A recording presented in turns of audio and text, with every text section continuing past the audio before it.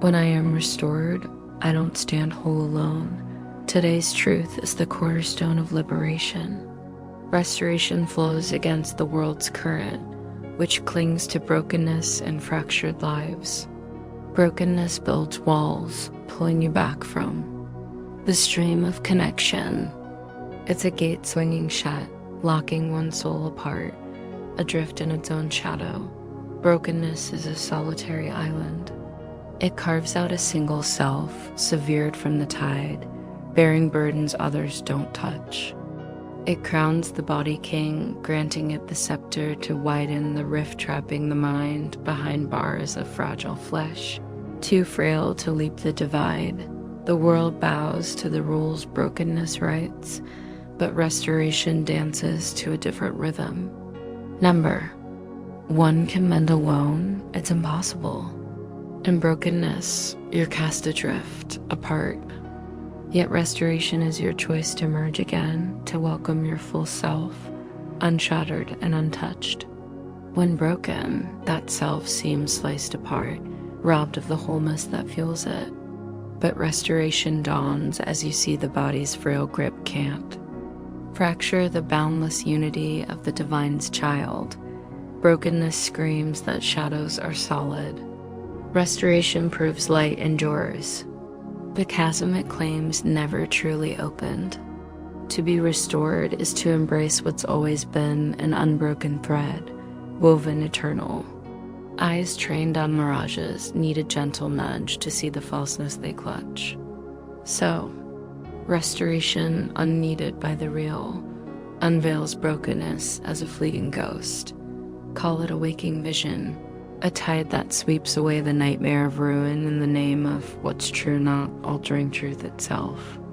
Like forgiveness dissolves deeds never done, restoration lifts veils never truly draped. As a clear dawn will rise where dusk never reigned, it offers a bridge back from fiction spun into tapestries masking the real. Don't think restoration is too small a task for your purpose here. To those who see the world as stone, what opposes the guide looms larger than the guide himself. The body feels like bedrock, unshaken, while connection flickers as a dream. Fear plants roots, loud and clear, while love fades to a whisper, yet just as forgiveness burns away imagined stains, and a true world blooms where your illusions once stood, restoration washes over tailies of ruin you've held against the light.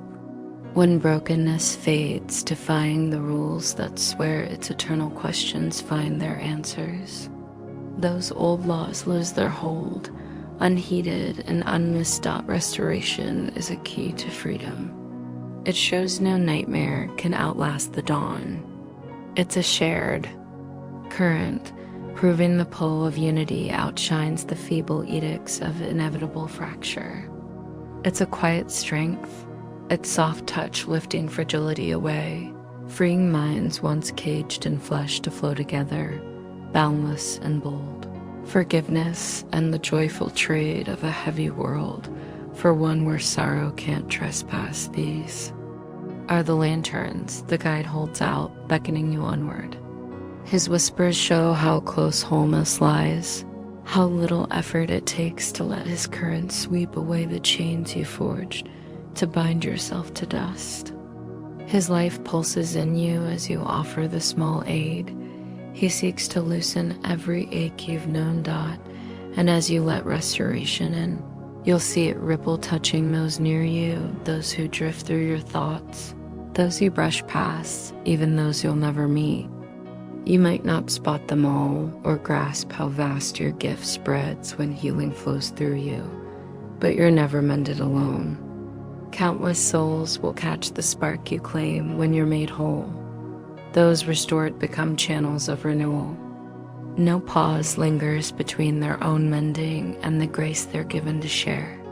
What defies the divine isn't real, and whoever lets it fade from their heart turns into a refuge, a quiet harbor for the worn. Here truth settles, and every illusion finds its end in light. Would you not open your door to the divine's well? You're only calling your true self home cannot be turned away. Invite what must be, and it will come. To chase the impossible is to grasp at wind it slips through.